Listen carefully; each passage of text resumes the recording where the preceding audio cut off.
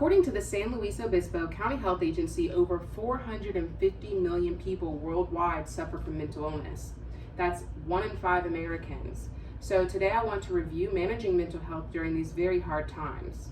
I will be discussing helpful information and tips that I have found through several reputable sources, such as the National Institute of Mental Health, who reports that over time, continuous strain on your body from stress can cause very serious health problems, such as heart disease, high blood pressure, diabetes, and other illnesses, including mental disorders such as anxiety and depression.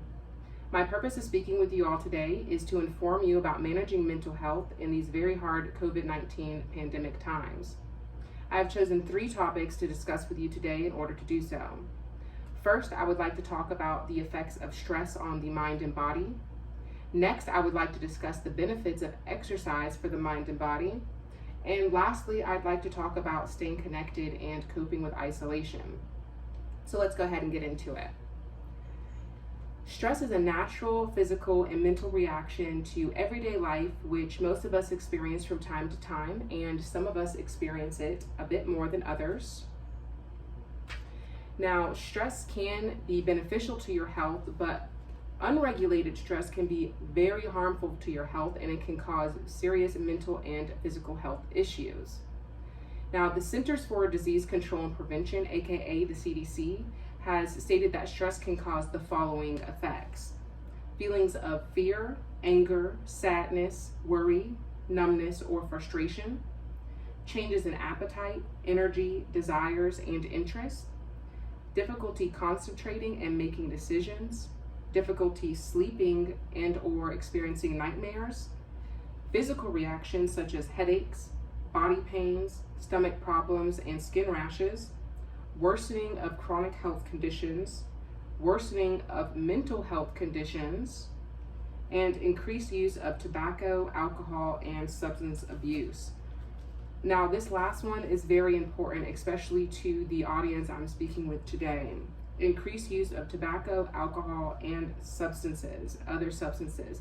This can really negatively affect your mental and physical health. And if you are using substances, using tobacco out of control or alcohol out of control, then your mental health is probably bound to spiral out of control as well. So it's very important, if you do nothing else, for your mental or physical health, is just to restrain, to do nothing in regards to the tobacco, alcohol, and other substances. I cannot stress that enough. Now, in that article, the CDC goes on to provide these healthy ways to cope with stress, and these are: take breaks away from watching, reacting, reading, or listening to news stories, including those on social media. Take care of your body, which includes getting plenty of sleep, avoiding substance abuse, diet, and exercise. Now, the Mayo Clinic reports almost any form of exercise or movement can increase your fitness level, it can help you burn calories and increase your overall physical health while decreasing your stress. In that article, it also states that you do not have to join a gym in order to get going, in order to get moving. Just pick something that you like and get moving. In Mayo Clinic's article, Get Moving to Manage Stress, they state regular exercise can increase self-confidence, improve your mood, help you relax, and lower symptoms of self-indulgence and self-pity, which is a big factor in mental health. All of these exercise, all exercise benefits can ease your stress levels and give you a sense of control and command over your body. There's actually some science behind how exercise can increase your mood and keep you positive, happy, going. And it's because exercise can cause what some of you may know as a runner's high. And really what that is it's a release of endorphins from exercising. And endorphins are not the only ones. Endorphins are not the only thing that gets released when you're exercising. Other neurotransmitters are released too, such as dopamine, norepinephrine, and serotonin, which play an important part in regulating your mood. Now, moving on to staying connected with our loved ones. That is very important. That is very important to me personally.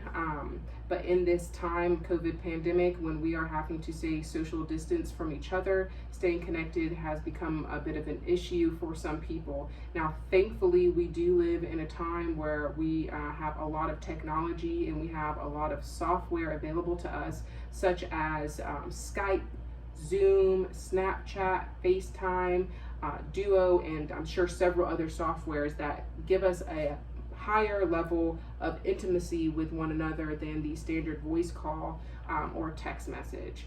And according to UC Health, ongoing research supports the positive health benefits of social connectedness. Engaging with your community can increase your level of self-care and lower levels of stress hormones.